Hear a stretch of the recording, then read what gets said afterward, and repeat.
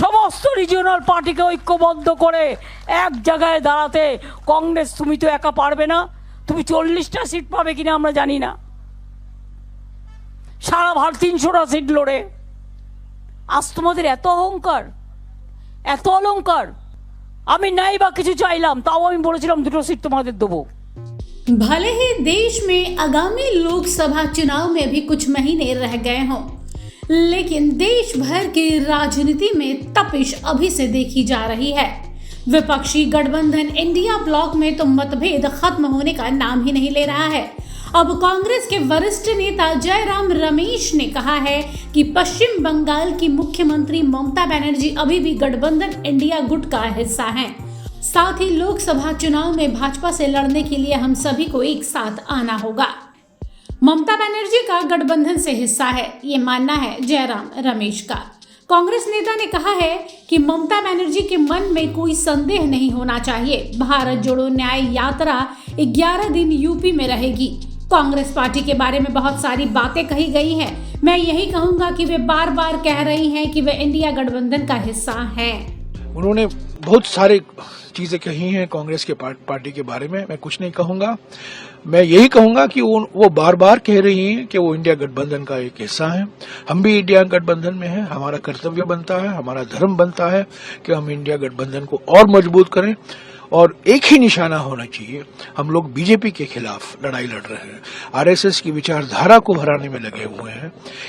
जो आपस मतभेद है राज्य के स्तर को, राजनीति को लेकर, उसको थोड़ा पीछे हटाकर हमें राष्ट्रीय नजरिया लेना है, क्योंकि इंडिया गठबंधन राष्ट्रीय स्तर के लिए है, लोकसभा चुनावों के लिए है। इसके साथ ही उन्होंने कहा कि इस वक्त हमारा एक ही मकसद होना चाहिए कि हम लोग भाजपा के खिलाफ लड़ाई लड़ रहे हैं। मुझे लगता है कि अगर हम सब एक साथ आएंगे तो बेहतर होगा। हम पटना, बेंगलुरु और मुंबई की मीटिंग में एक साथ थे, लेकिन लगता है कुछ हो गया है। पहले शिवसेना अलग हुई, फिर नीतीश कुमार ने पलटी मारी और अब ममता बनर्जी टिप्पणियां कर रही हैं।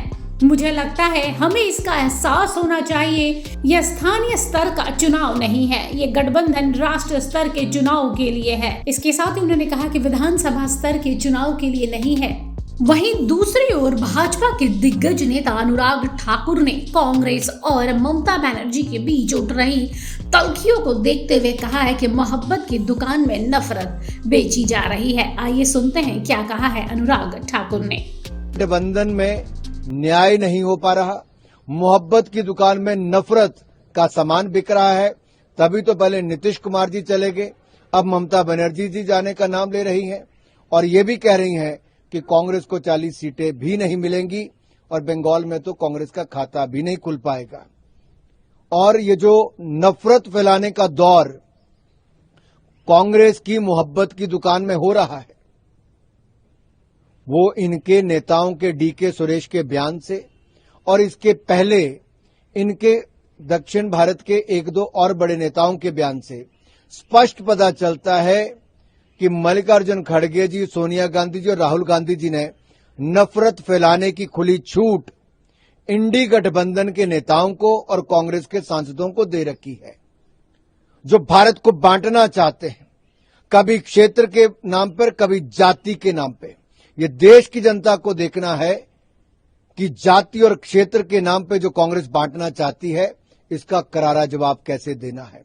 हम देश बंटने नहीं देंगे, लुटने से तो बचाया था हमने कांग्रेस से, बंटने से बचाएंगे। गौरतलब है कि मुख्यमंत्री ममता बनर्जी मुर्शिदाबाद पहुंची थी। वहां उन्होंने जनसभा को संबोधित करते हुए कांग्रेस पर हमला बोला और कहा कि कांग्रेस 300 सीटों पर चुनाव लड़ने वाली है, लेकिन क्या 40 सीट पर भी जीत हासिल करेगी। इसके पहले उन्होंने कहा कि अगर कांग्रेस में दम है तो उत्तर प्रदेश में चुनाव जीत के दिखाए, आप राजस्थान में चुनाव जीत कर दिखाएं, इलाहाबाद जाकर जीत कर दिखाओ, वाराणसी में जीत कर दिखाओ, हम भी देखें आप में कितनी हिम्मत है। कहीं ना कहीं ममता बनर्जी इंडिया गठबंधन के खिलाफ खुलकर सामने आने लगी है, खास तौर पर कांग्रेस के खिलाफ। ब्यूरो रिपोर्ट, सूत्रकार समाचार। हमारा यह वीडियो अच्छा लगा तो इसे लाइक करें, शेयर करें और हाँ, सब्सक्राइब करना ना भूलें।